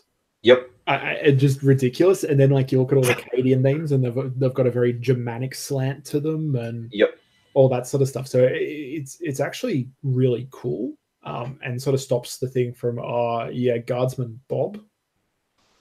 Bob, and stuff like that. And then like it's hard coming up with names that don't sound fake and made up. And if you're playing a Catachan kill team, they're still going to sound fake and made up. Although that's kind of the point for the Catachans, right? When it's Catachans, yeah. But with the others, like they're actually really cool. And you, as you said, I think they're all D10s. Names are normally D66. Oh, okay. But like squad demeanor and specialists kind of attitudes and missions and stuff are all D10s. Yeah, so it's easy to sort of roll these up pretty quickly. So do you want to? Yeah. I'll shut up and let you talk, Doug. No, that's okay. That's all good. So that's actually a really cool way to do it. The other one is, of course, if you have an idea in your head, obviously you shouldn't feel constricted by those kind of tables. Because if you've got a plan, and that's kind of what's inspiring you to make your kill team, then go nuts. One of the things that I've been thinking about in terms of kill team generation is that tropes are okay, particularly at kind of our level of storytelling. So because we're not writing novels, right? Like we're not creating really deep works of fiction. So it's okay to have, you know, the grizzled veteran who's one day from retirement, maybe not in the 41st millennium, but you know what I mean. Or like the wiry, lanky sniper who'd be absolutely terrible up close, but is, you know, a magician with his gun at long range, all that sort of stuff. You know, the dense heavy weapons guy. Yeah, like I think you're 100% correct, and I hadn't even thought about that. But it's the old stereotypes and tropes are a great place to start for kill teams. Like obviously, using the Imperial Guard kill team as an example, it's super easy to do because all you do is like, cool, DVD1 of Band of Brothers. Yeah. You know, or Saving Private Ryan. Pick insert war movie and then just like pick and choose what you like. Yeah, 100%. And you know, like you can kind of even look at things like I don't know, Lord of the Rings, right? Yeah. Like you look at anything where you have a group of different experts going off and doing something, and there's some stereotypes for you that you could build a kill team off. Yep. Without trying too hard. Yeah, and I mean, even something as stupid and fun as Team Fortress 2. Fucking Team Fortress. Well, but like, I mean, sure, you've got to magnetize the hats, but like just today while we were thinking about it, I put together a Team Fortress 2 kill team. Okay, let's hear it. Yep. It's got 9 dudes and a turret in it, and it's good to go. So hang on, let me read out my Hat Fortress 2 list. Okay, here we go. I'm not saying that I'm going to run this, but if you want to build it and run it, then you should definitely do that. So some of them I've taken some liberties with. So the leader for the squad, I made the soldier, who doesn't get a missile launcher because that's not an option, but he does have a power fist to represent his shovel and a plasma pistol. Nice. Fuck. I've got a generic guardsman with the scout specialization to represent the scout. A scion with the medic specialization to be the medic. A gunner with demolitions and a grenade launcher to be the demo man. A dude with a sniper rifle. A generic guy with a vox caster to be the engineer. A scion gunner with a hotshot volley gun to be the heavy. A dude with a flamer to be the pyro. The turret, which I just made a scion with a plasma gun. And then, because I hadn't used it yet, a basic guard sergeant with a las pistol and a power sword to be the spy. There you go. One 100-point Team Fortress 2 kill team. But you can take it from anywhere, right? Like, I wrote Space Jam in our show notes because there's something there, right? You could build the big basketball-playing aliens out of, like, Gene Stealer called Aberrants, if you really wanted to tell that story. I was honestly just trying to work out what specialization Michael Jordan would have. Leader? Yeah. No, that's Bugs Bunny. Nike's on. Donald Daffy gets zealot, so you know all that sort of stuff. But even you don't even really have to go that far afield, right? Like if you're looking at novels that you're reading that you really like, you can pull characters out of that. Yeah, so like Schaefer's Last Chances are purpose built for a kill team. Gaunt's Ghosts. Yep. Any of the Deathwatch novels or short stories, stuff like that. Most of the guard books actually are pretty good for it. Like I think I could do a 14 hours kill team. Oh, that would be great. Because that book's just full of like trope characters, and they'd be perfect for a kill team. Yeah, that's true. And look, this is obviously what Games Workshop was thinking when they put this all together. Is it's like, you know, here's this incredible universe where we spend so much time narrowing in on, you know, different people in it because it's the only way you can tell some of these stories, right? Yeah. And it's like, we want to see these kill teams, guys. Like go and do them. Like there are going to be, I imagine there are going to be Space Wolf kill teams that's like, you know, Ragnar Blackmane from different points in his life. Like he's like a blood core leader and all this sort of stuff. Like one I was actually thinking about that I really want to try and make work, but quite a few of my ideas of trying to take like Black Library characters and put them into a kill team seems to like just run into problems. And that is, do you guys remember Blood Quest? Oh yes, Blood Quest was great. No, not off the top of my head. So Blood Quest was a graphic novel that, oh god, like it's probably 20 years old now, and it was originally run out of one of the, what was it called, Warhammer Monthly or something? Yeah, the comic one. Yeah. So it was like a comic book collection, and it was a serial comic, and it was about Leonidas, who is this Blood Angel guy who had a very small group of Blood Angels from a few scouts through to like some veterans and whatnot. And just all the worst shit in the world you could possibly think of kept happening to them. Like they ended up on like a Slanesh bondage planet in the Eye of Terror at one point. And there's literally this dude with like a gimp mask talking to them. So seems like, legit. Like the veteran guy whose brother Cotton, I think his name is, falls to the Black Rage, and basically like this is huge story arc of this dude falling to the Black Rage. But it's a really cool characterful group of guys. It could very easily be a kill team. But I'm not entirely sure how you get the crazy blood frenzied dude into the kill team and make it work. Like I was sort of thinking maybe Zealot, but then maybe it's like the combat specialist guy. But yeah, so there's like things like that are really cool. And the other one I was thinking of when you said Gaunt's Ghosts, and I wrote this one into the show notes when we were having a chat, is the novel Blood Pact, where they have like the Blood Pact kill team that's actually after them. And I'm like, oh, that would be so cool. And then I'm like, but I can't put a witch in there. And I can't have the guy that like cuts himself up and then turns into like a demon for 5 minutes. So there are a few things that I'm like trying to like work out in my mind how it would work. And I think that if you play this narratively, there would be things you're probably going to let your opponent do to make their kill team even a bit more unique. Yeah, for sure. And I think that's one of the things to think about when you're building your list is don't get caught up on what things are called if it does what you want it to do. Yeah, so like, that's the other thing, yeah. So for example, if I'm building my Tanith First and Only kill team, I don't have access to a Lord Commissar to make Gaunt, but I do have access to a Sergeant who I can give a power sword and a bolt pistol to and who can give one order a turn. Yeah. That feels like it could be Gaunt at a smaller squad-based level. Or sort of even slightly further afield, I was thinking about and this will, if you've read the Gaunt's Ghost series, particularly Necropolis, there's a whole bunch of Vervenhive kind of scratch companies that form up. So people who have been dispossessed by the invasion and have to fight back in relatively guerrilla warfare style. I was thinking about making them out of the Gene Stealer cult set and just not using, pure strains. But they have all like the mining saws for the guys who are down in the shafts and stuff, and really quick close combat oriented guys for all the gangers that were sitting in the underhive, all that kind of stuff. Things that let me tell my story even if the keywords don't quite do that. Yeah, that is actually a really good point. And I probably need to revisit the specialist pages and check them again and see if there's something there, because I said like, this isn't really, that's not, how do I really do this witch? How do I do? Yeah. No, that's some very sound advice, Moderati dog.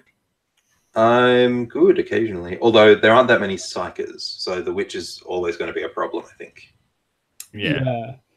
But then again, there's only one psychic power in kill team, so it wouldn't be too hard to just kind of make one. Yeah, that's true. Just pigeonhole it in. Yeah, and just kind of figure out kind of what the psychic power tax is from like the Thousand Suns points costs. And kind of go from there. It's just kind of like a smite power, isn't it? Yeah, like just a direct damage power, and that's all it does. And ghetto smite, yeah. So it's not particularly game breaking. It looks like it might be like 1 point for psychic power. So whatever, just take it. Awesome. It does make it hard for open play, so I wouldn't run them in open play. But for narrative play, it'd definitely work. Oh, 100%. So have you got any other ideas for kill teams, dog? Like, is there anything else bouncing around there? It's mostly Gaunt's Ghosts ones because I've been building my Sabbath World's Crusade army for ages now for 40k. So I've got them already kind of good to go. So I was thinking about specific stories from Gaunt's Ghosts and trying to tell those with kill teams, which was interesting to think about. Stuff like, Geryon when they're out after the Trader General, or Monthax when they cut off from everybody else, stuff like that.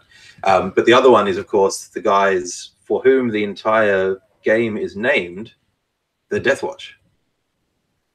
Because I have a ton of those as well. And it would be really nice to put together a Death Watch kill team and run it the way Death Watch is kind of meant to be played. Yeah, that's something that kind of got me a bit interested as well, because another guy that we know sent me a message the other day and was like, "Oh, you've got the kill team book. Like, I want to play Death Watch.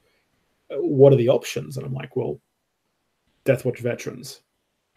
But I'm like, that's cool, and they have like a ton of like equipment options and stuff as well. So don't feel like you're getting ripped off or anything. But yeah, like to me, that's always been the idea behind Death Watch guys. Is they're not a full army, and I'm sure I've said this before in this show, but it's like it's so much cooler when they are that little team. Yeah, because that's what they've always been in them. Yeah, in the fluff and novels, like 1,000 Death Watch guys don't turn up to battle and be like, "Hey, we're here." It's like 5-10 guys. That's it. Yeah, it's like a giant fight like battle raging on a planet, and then it's like they put like 10 Death Watch dudes into like a Tyranid hive ship in orbit or something to try and knock out their synapse or something. Yep. And I mean, they've still got all their toys, so it's not like you're missing out. You can't put people on bikes or anything, though, can you? You can't, but you also can't put them in Terminator armor or anything like that. No, fair enough. Nothing too crazy. But you can still add intercessors and reavers.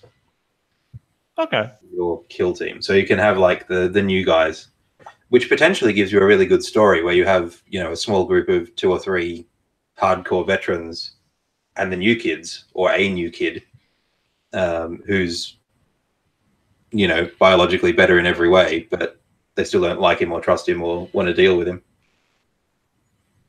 Yeah, that's something that I think would be very cool to explore a bit more. Yeah, is how that sort of all gels together. And like Death Watch has always been great for that, because there's always that very highlighted fact of like, oh, this guy's a space wolf and this guy's a blood angel, and so they're gonna knock heads over whatever's going on, or like the Dark Angel guy and the Space Wolf guy is not going to get on because of their chapter differences. That'd be so cool that you then throw like a Primaris dude and everybody's just like, who the fuck is this guy? Like, he's bigger than us, he's stronger than us, but it's like he's still got his training wheels on. Yep. Which is literally a trope out of like every war movie. Perfect. The new guy comes in and he's like, here's this dickhead. Yeah. Sure. Death Watch are the perfect trope kill team. Yeah. Because all of those tropes that the Death Watch have played into since they were created are just perfect for this sort of thing. Yeah. All games where narratively you could have the Dark Angel and the Space Wolf competing for kills, or the Ultramarine trying to keep it all together while the Flesh Terror runs off and bathes himself in the blood of his enemies.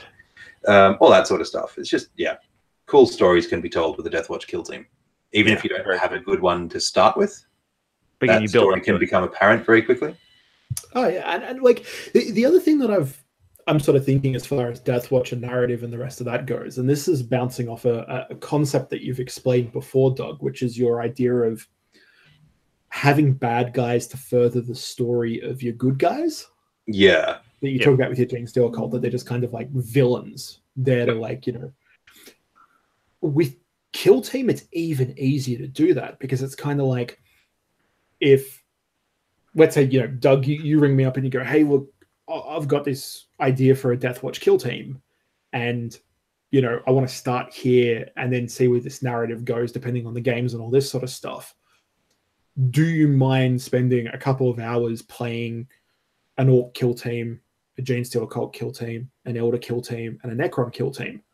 So I can play against everything. And when the games are 20 minutes or 30 minutes, and it's super easy to like, put these teams together with some background, right? And like everybody's got, like anybody that's been in the hobby as long as we have, or even, a quarter of the time we've been in the hobby, will have probably enough models of most of these factions, right? Yeah, that's that you can quickly go, okay, I want these guys to fight some orcs to see what happens with this, because there's something in the narrative I want to do. Yep. It's 20 or 30 minutes, and you get to play a game of Kill Team, which is really awesome, and you get to try an Orc Kill Team, which maybe you wouldn't usually do. So that's pretty cool. Like, you see what, like, I think it's really cool as a vehicle for telling those stories and being able to, like, it's not quite an RPG and doesn't quite require like the big time and effort that you have to put into making RPGs work really well. And at the same time, it's much more micro and zoomed in than even a game of 40k is. Yeah, and I think that's kind of one of those cool things about playing Kill Team is that that'll then inform your games of 40k. Yeah, So and that's particularly if you're running guys from lists that you've already got, because then like the Kill Team that survives all of that, all of those different armies, all of those different Xenos, that particular Kill Team all of a sudden is actually really important to you, and not just the guys that you throw out the front turn one to get shot off the board as chaff. Yeah, pretty much. Which is kind of cool. You actually care about the models you're bringing most of the time. Yeah, which is kind of neat. So yeah, I think they're all the ones I had in my head. Rob, did you have any? Yeah, man. I will go with two in particular. So I was going to go my first one before I get to the Kill Team I was cooking up this afternoon. Another particular group that probably fits into that trope again are Grey Knights. Again, Grey Knights are good in the way that you see them in novels, you see them in books, where Grey Knights turn up, and sometimes there's First War for Armageddon. Pretty much all of them turn up to Armageddon to fight Angron and his demon horde, and there's these thousands of Grey Knights and all the rest of it. But a lot of the time when you hear about Grey Knights, in novels and things like that, there's 5, there's 10, that's it. They're there for a very particular reason, which is there are demons or there's some kind of demonic incursion occurring, so they turn up for that particular purpose only, and then they just they wipe everyone, kill everyone who they can't wipe, and then just piss off. So and look, Grey Knights in this, look, you don't get 1,000 choices. You don't get, Justicars. So you do get Justicars. You don't get the Flamer guys. You don't get all the super specialized units. You get your basic Grey Knights. You get your Justicar, and that's about it, pretty much. So you got a very small but very elite squad that you can bring along, and you can pretty much deck them out in any way you want to. From here is the Justicar who's been given his first command kind of thing, and he's been sent to investigate the world of Hadron's Reach or something like that, and there's some bullshit demonic incursion going on, and you can play someone, I can play you, Doug, and it's like, it's just Gene Stealers kind of thing, or maybe the Gene Stealers are there because there's been some psychic emanation on that planet which has drawn them there, and there's demons in the background, all the rest of it. So you can build a big story around these guys really, really, really easily. Yeah, that's right. They are a big favorite of mine. I've got some around in this room somewhere. I've probably got 10 of these buggers, and you're just playing out these basic Grey Knights and popping them on the table. It's just easy to go with. And again, you're right. They are one of the few units which have psychic powers. So yeah, they're quite interesting. Yep. But my ones I was working on this afternoon after you put me onto something, Dougie, were my orcs. And this is specifically, so you were talking before, rolling on the tables, and picking out which, just your sort of background. Like the orc ones, for instance, the orcs, backgrounds, their plans, all the rest of it, they're all pretty straightforward. It's usually just, it's kill something or blow something up, pretty much. There's nothing super special about them and all the rest of it. The best part about the whole orcs in the Kill Team book is their name generator. It's pretty good. Grod Grok Kicker or something like that. So literally, again, with orcs, it's 50% serious and 50% just fucking stupidity. Yep. So, easy kill team to play. My kill team of choice in this particular one here was Zogrot's Confederate Orcos. So they are Confederate Orcs because Doug found a whole bunch of, was it on Puppet Wars? Cromlech, I think. Cromlech Orc Confederate Cromlech Orcs wearing Confederate hats, which are a big favorite of mine. So I'm going to go with the Confederate Orc army at this point. So the war boss Lee in bright orange will be driving around in the background somewhere, but my orcs will all pile out of that and get into battle. So I went with a kill team comprised of, in my case, I had a commando knob with a power claw, because why the fuck not? 3 commando orcs, 2 looters, 2 burners, and 2 boys to bring me to a nice solid total of 100 points. Nice. So nice and simple. Again, I can probably put some more fluff into it kind of thing at the moment. But again, just a nice little basic thing to start with. But again, kind of like you, Doug, sort of to have a couple of games to sort of build a backstory of these guys, why are they here, what's happened, why they're wearing Confederate hats is always a good reason. Yeah, exactly. Yeah, that's right. Where'd the hats come from?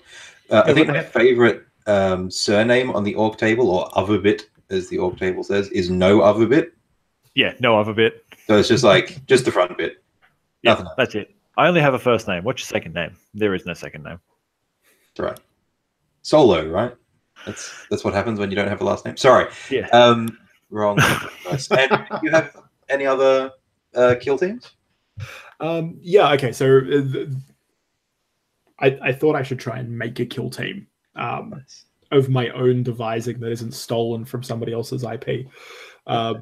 So quite a while ago, I had a Praetorian Guard army that's now since been sold, and I'm sure I talked about it on the podcast a while ago. I found this bit supplier in the UK called Curious Constructs, who did some really cool guard bits. So I bought some torsos and some hats off him, and the torsos are like 18th and 19th century, like cavalry uniforms. Yeah. So they've got like brocaded buttons and epaulets and all sorts of stuff and sashes across them. And then the helmets are like old school cavalry helmets. So they offer absolutely no protection, but they're really shiny and cool. So I've had these bits sitting around for ages, and the idea was that I was going to build up some Tempestus Scions using those bits for this Praetorian Guard army. But when the Praetorian army got sold, the bits kind of just ended up in a drawer next to like the random Space Wolf bits and whatnot. So I got all those together the other day, and I've sort of started. I haven't actually started building any of it yet, but I know what I'm doing with it. What I actually had to find out was which legs matched which torsos, because the Scion legs are actually a slightly different scale to Cadian legs. Yeah. And the arms, the torsos, and the heads and everything, they're all just slightly different. Like Cadians are actually quite big, but Scions are bigger. Like they're chunkier, and there's things in different places. So I was just sort of playing around with that and working out how it was going to work itself out. So I've sort of come up with they're not Praetorians. They're just supposed to be like a very noble sort of guard regiment. And I think, Doug, you and I came up with a name for them. Did. Was it I think it was the Anatid Fusiliers. Yes, the Anatid Fusiliers, indeed. Yeah. So the Anatid Fusiliers. I don't know much about them yet. In my mind, and this is something I was like, I'll just make some rolls on the table, and then I'm like, no, I really want to sit down and work this one out. So I think the idea behind them is going to be that they've kind of been thrown together. Like they're not used to, I don't want them to be like a super cohesive kill team. I would prefer for them to be professional soldiers that are all quite good at what they do individually, but they haven't quite worked out what to do as a team, because there'll be like some Scions and some regular guard guys. And although they're from basically the same regiment, there's like some professional jealousies going on. Yeah. That makes sense. Which would just be cool, because it's not like like I just want to see how they would work if they weren't super cohesive. And I'm thinking, like, obviously, like a leader in there, you gotta have a sergeant or something like that. So he'd be, the guy trying to hold the team together, given that impossible task of making all these guys gel and achieve whatever they're supposed to be doing. I imagine. So you're playing the odd couple as a kill team. Yeah, pretty much. I was actually thinking about these guys in very much an idea of they would be probably versing your orcs, Rob. Yeah. And they would be trying to like I don't know, do something behind enemy lines to slow down your giant orc force that's coming to like overrun them. That was where like the Praetorian thing was coming from. This is just giving you an idea of where I'm getting inspiration from. I wanted a guardsman that was a medic, because I just wanted to go to town on the trope of like the medic in all the war movies.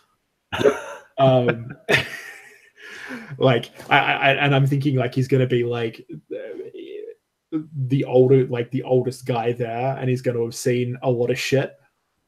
And he's just like he's the haggard Olga who's just and he's just put everybody back together, right? You don't know what happened at Hellfen. Yeah, and he's probably going to have some sort of like, even though these guys are like, you know, shiny breastplates and all these helmets and all this sort of stuff, he's probably going to have like some mad stim addiction or something to get him through. Nice. And a moustache. I imagine he has a moustache. So that's that one. I wanted to have a zealot. And a zealot in the way that they are like an Imperial Creed zealot. Yeah, that would be really cool. So like borderline priesty type dude. Yeah, funnily enough, talking about Doom earlier, you guys have seen the Doom movie? Yes. Oh, geez, yep. Remember the guy in that was like cutting crosses into his arm as he killed demons? Goat? Yeah. Goat. The fact you remember his name that is Goat. scares me. Yeah.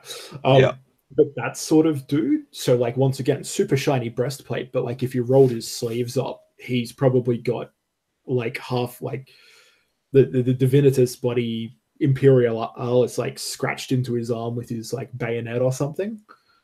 And he's just always, let's just go up the middle. Yep. And I was thinking a sniper, but I'm not too sure, and I still haven't quite worked out whether you can hold extra specialists in your roster if they're not in a team together. Is that correct? Let's have a quick look. Or is it specialists limited across your entire roster? Let me check the campaign rules. In fact, I think I may have just closed the campaign rules because I'm clever. Because it's a leader and 2 specialists, right? It's a leader and 3 specialists. Oh, you can have 3. Okay. Well, yeah. In that case, it was probably going to either be a sniper or a comms guy. But I haven't. I haven't quite worked out. Well, like for me, and this is the other thing, is that it's not a rules approach for me. Like they could just work. They could be absolutely shithouse together and make no sense, and that would actually work really well for my kill team and its background. Yeah, that's right. But that doesn't particularly worry me too much. It's more about playing that narrative out and getting the characters. And then like the other thing as well is that it's entirely possible you play the first game a kill team, right? And the medic guy cops a slugger shell to the face, and that's just the end of him. That's right. He just dies. Like, you know, oh, it's okay. We've got like Guardsman Joe with us. He's been on a million. Oh, where'd he go? Oh, fuck. Sort of thing, right? Like he just gets like eviscerated by a lictor or, you know, run over the top of by something. So like that's kind of where I'm coming from with that kill team. And the rest was most probably going to be as many scions as I could fit in, but also have a couple of guardsmen, because I wanted that sort of mixed feeling there. As for like their loadouts, most probably like I actually like the idea of them mainly having lass weapons because of the idea of they are thrown together, like they're not super equipped for what they're doing. Can the guardsmen take conscripts as a choice? No, you just get like bog standard guardsmen, and then you get equipment upgrades. So I think you can give them anything up to and including plasma guns. Is that right? I was thinking them back the other way, like we were talking about before. We had the one you guy. You have like the one scion who's been like assigned like an entire platoon of like conscripts or something, or he's got like the Cadian youth or something like that, and they're like, all right, so you got to do this job, and all we've got is these shitheads. Yeah. Hans gone, get the bloody youth conscripts, right? Like Jesus. Yeah, pretty much. But yeah, like that was my idea for it. But I think until I get a couple of games in and actually write that roster up, that's about as congealed as that's getting as a thought. Yeah, that's fair. Makes sense. Cool. Although I do know, just to finish off a little bit on the hobby side, they are going to be painted very much like Praetorians. So nice. I'm thinking, but actually like reversed. So I'm going to think like blue tunics and jackets, and then red pants. Interesting. To sort of flip them around, but I want that sort of very like no camouflage. We're not hiding. It's like shiny breastplates and singing hymns to the Emperor as we charge down the alleyway with the hell guns.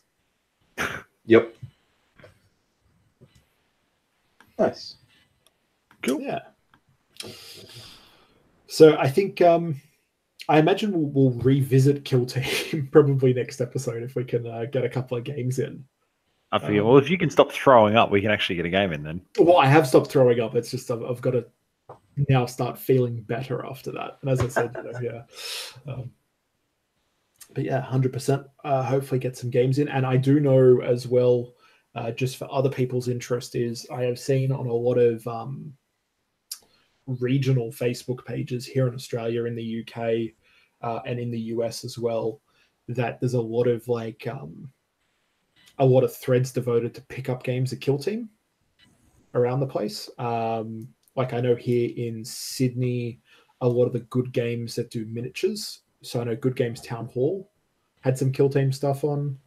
I know a lot of the Games Workshops. I saw Penrith actually put up a Facebook. Yeah, they're running a league, which is cool. They've got a Kill Team league and all that sort of stuff. So it's definitely a very accessible way to hobby and get a hobby kick. Yeah, definitely. And hopefully we've given you guys some more creative juice. So yeah. I feel like that's the great strength of Kill Team, right? Is being able to tell those stories. Yeah, well, as I said, I imagine it is going to make an incredible competitive tournament game. The rule set seems incredibly well polished from watching it being played by people that had played 2 or 3 games previous to it. Everything. It's weird because even 8th edition 40k is actually kind of a clunky system, and it's an outdated system in a very much you go then I go kind of way. But when you see game systems like Infinity is a great example of a really well-oiled system that, although there are breaks in it, there are alternating activations, and there are all sorts of things that it keeps you really engaged, but flows well, and things kind of make sense how they work and build off each other. So yeah, like for me watching Kill Team, I'm seeing that in that as a game. So I think as a tournament game, as something that is quick to learn, but going to take a lot longer to master. And put together. And then obviously, like, even with what a lot of people are saying are limited choices, there's actually a humongous number of choices when you look at how many armies there are, choices within the armies, and then equipments, and then specialist skill trees and everything else. And then you put the missions on top of that. Mm-hmm. Like, the combinations are humongous there. So I think for watching this being played competitively would actually be quite enjoyable. As well as playing it competitively would be very enjoyable and would work well. So leagues and those sort of things is, if you're interested in that sort of stuff, definitely jump in and play. But no, Doug, I think you're right that for us and for a lot of people, it's going to be telling those narratives and having it running, week to week or lunchtime to lunchtime, depending on how you can play. Is a pretty cool way to do it.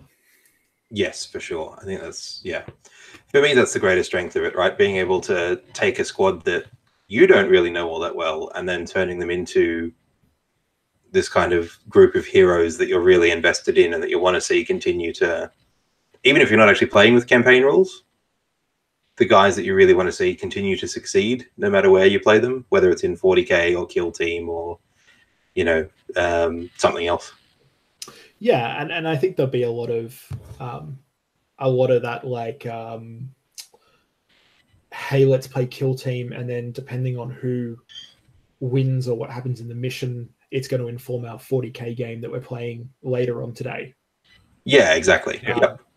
And all that sort of travel through. So yeah, even if it's not a Kill Team campaign, it's going to have a flow-on effect. And then, oh look, those were the guys that were doing the Kill Team thing, and now they're in my army, and I'm going to care about them more. Yeah, that's right. And cry a bit more, or whatever happens when they get, wiped off the table in 2 seconds. So yeah, Bill, have we got any other thoughts on Kill Team before we leave it for today's episode? No, I think that's about it. Just need to play a game now, actually. Yeah, that's right. Now it's all down to playing. Super hyped up. Look, it's only 11, Doug. I can get in the car and... No. I mean, you could. That'd be fine. we could play a game. Sorry, yeah, zoning out already, so it'd be an easy win for you, I'm sure. I know Andrew will just figure his rules again. Yeah, I just wouldn't read the rules, right? I'll just turn up and be like, so I've got a bloodthirster, a bowl of cinnamon, and a Robin in a fish tank. We're good. We're gonna do this. They're the other guys who don't have a kill team, demons. Yes, yeah, good point. Oh yeah. Oh, they can't imagine that working for demons very well, right? No, they tend to be the guys that you're trying to summon with your kill team. Yeah. Which would be a cool scenario to play out, actually, trying to interrupt a ritual. Yeah, true. Or you could chuck in the what's the changeling? Yeah, actually, yeah, you could throw in like is it what's the one that's attached to the dude and just whispers in his ear the whole time? That other dude. Anyway, whatever his name is. The other guy, yeah, sure, that guy. He's a fantasy guy, but that dickhead. You're not thinking of Malice Darkblade's demon, are you? No. There's one that's Is it the twin brother where he's attached to his shoulder? Yeah, and he's just constantly whispering in his ear. Something cursing. Okay. Yeah. Also potentially a good one, but yeah, like so many stories. You could even tell some of the old or revisit some of your old Inquisitor campaigns and stories and arcs and stuff. With either Imperial Guard or Space Marines or something. Yeah, and I think the other thing is the potential for this to be a gateway drug into more hardcore RPG sessions as well. Yeah. Like especially if you're playing like a Deathwatch kill team, and you just want that a little bit extra. You know, you grab that out, and that's a pretty fast to play RPG. Or Dark Heresy, I think, is the one that focuses mainly on like human operatives and stuff. That is so. Both of them are now super. That's only War Glory. So, which looks like a lot of fun. One of the podcasts I'm listening to is going to start playing it soon. But so I was actually going to pick that up, but I held off because I don't really play many RPGs with people anymore. But it might. But like you said, Kill Team might get me into it. Well, yeah, that's it. You might get that bit of an itch to just find out exactly how bad your medic stim addiction is. Yeah, that's right. Or exactly where those hats did come from on your orcs, Rob. They've come from the Civil War Museum at this point, but I'll figure something out. Yeah. Okay, so that's Kill Team. So the only thing we now have left to do for this episode is our listener questions. Because I've decided to resurrect. We're not going to do it every episode, but we will do it every couple of episodes. So have you guys got some questions in front of you from the listeners? I do. I am calling them up as we speak. Perfect. Well, Rob, pick one and have at it. I will go with a big friend of the show, which is Mr. J. Dearden, and his question of what size magnet do warlords take? Jay, take the tire off your Supra, put it on top of the warlord, and that is how big the magnet needs to be. Yeah. You might have to hit it a few times with the tire too. Yeah, just to make sure it fits. Look, what we don't want to see is, what we've seen before, which is a magnet probably the size of, a 50 cents coin attempting to hold up the top of a warlord. But yeah, you want a pretty big magnet if you want to magnetize your warlord. I guess you could also potentially build an electromagnet into the body of it. Yeah. If you really wanted to go nuts. And just mount one on the volcano calendar and have it fire BBs across the table at the other warlords. Well, and just have it wreck everyone's phones when they go near it. Just wipe everybody's phones and wipe the laptop of whoever's trying to do like the scoring spreadsheet. Yeah, that's right. Hey, check out my warlord. No. Oh. No. A 50 feet radius around the warlord. So I actually have a feeling he was talking about the Titanicus ones. The Titanicus. Well, I'm going with his big one because that's the only one I've seen so far. So if that is the case, and the serious answer is 5 mil by 1 mil discs, and they are pre-molded. Big shout out to Jakey down there in Tasmania, who pointed out that pre-drilled is not the correct term. It's pre-molded for 5 by 1 magnets. Cool. which is very, very cool. Doug? Damien asks, what are people's thoughts on an out there paint scheme such as bright pink? So I guess we have to actually give the context to Double Dip's question. No, I feel like it's better without. Sorry, continue. So Damien's been madly prepping a Warhound Titan for our Stygian Abyss event in about 10 days' time. And it's for his Emperor's Children army, but he didn't want to do anything as subdued as a bright purple warhound, right? He needed to go riotous host with it, which is one of the legios that they talk about kind of being around with the Emperor's Children. And there's not really any color plates in any of the books on what the riotous host actually looks like. It just says that they're kind of like pink and purples and all this sort of stuff. So he set out with the idea to create the most garish paint scheme he possibly could create. And so he's painted it pastel pinks and whites and purples and all sorts of stuff. Yeah. So think of like a pastel pink warhound, like carapace with like a white head. And I think I think the shin plates are going to be like purple or something. Now, like guys, if you're listening to this, go to our Facebook page, go to the comments, and go to there's the actually a photo there's a picture of it in there. I reckon it looks really cool. I think it has some great potential. Like when he's finished it, that it will look awesome. But no, I don't think it's for everybody.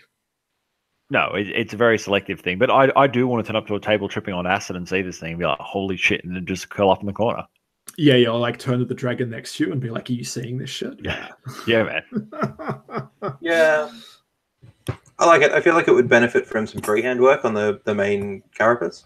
Yeah, I think it needs like some crazy, like it needs to get like a Prince album and start drawing some symbols from like a Prince album all over it or something. Yeah, or just some like swirly, ripply, like pink and purple and dark blue kind of designs rolling into it. Yeah, that'd be sort cool. of stuff.